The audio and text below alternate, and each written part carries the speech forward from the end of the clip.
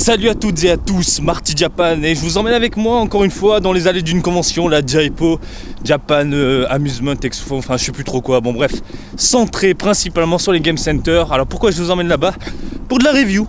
Pas de la review, pardon, de la preview. Donc on va s'intéresser, on va se pencher principalement sur de nouvelles figurines. Vous savez quoi? J'arrête de parler, je fonce directement à la convention et je vous fais les previews. Ah, je suis fatigué, je suis explosé, aidez-moi. Bref, allez, j'y vais, j'y cours et on se retrouve là-bas, allez, tout de suite. Bon les gens, nous sommes à la Jaipo et comme vous pouvez le constater, en face de moi j'ai la Dragon Ball Glitter and Glamour Bulma. Juillet, ça sort en juillet, donc petite preview, petite impression. Donc on a le prototype sous les yeux, ça se voit que c'est le prototype, hein. Il y a une matière assez spéciale, il y a des couleurs qui ont été mises dessus et ça rend super bien, franchement le regard est vachement top. Il y a ce côté sexy qui ressort de la figurine, un peu dans l'esprit des Dragon Ball Girls, et au final non, ça passe. Je pense que ces figurines là ont été conçues et bien pour toucher un maximum de public, hein, puisque c'est destiné pour les Game Center, pardon, tandis que les Dragon Ball Girls tournent dans les 10 000 yens, tandis que là on peut les choper pour 100 yens, et puis voilà. Modélisation au top. Bon, le personnage, je pense qu'on l'a déjà vu énormément de fois cet aspect là, hein, ce design là, mais ça rend bien. Franchement, je suis assez fan de la figurine.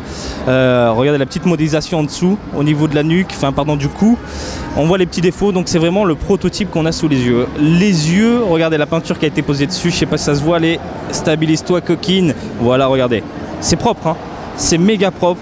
Je suis assez fan, j'ai hâte de voir le produit final, mais je ne me fais pas de soucis. On a le même modèle juste à côté, qui est vraiment classe, ici, avec une Bulma de folie.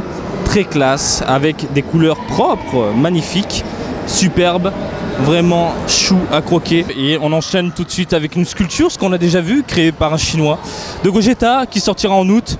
Bon bah rien de spécial, on a le prototype sous les yeux, quoique contrairement à ce que j'avais vu, la dernière fois c'était vraiment le prototype, là j'ai l'impression qu'on a un produit un peu plus poussé. Et donc il y a cet effet un peu plastique qui ressort de cette figurine, très brillant, comme vous pouvez le constater au niveau du vêtement, comme vous pouvez le voir ici, sur le noir, ça se voit, le côté brillant.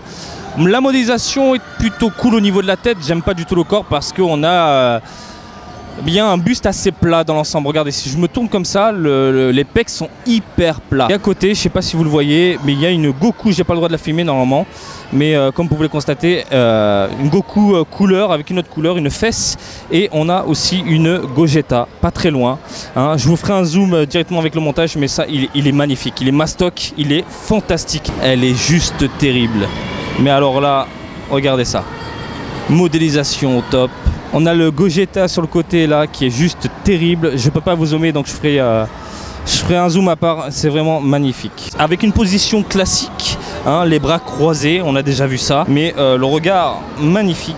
Regardez ça, superbe.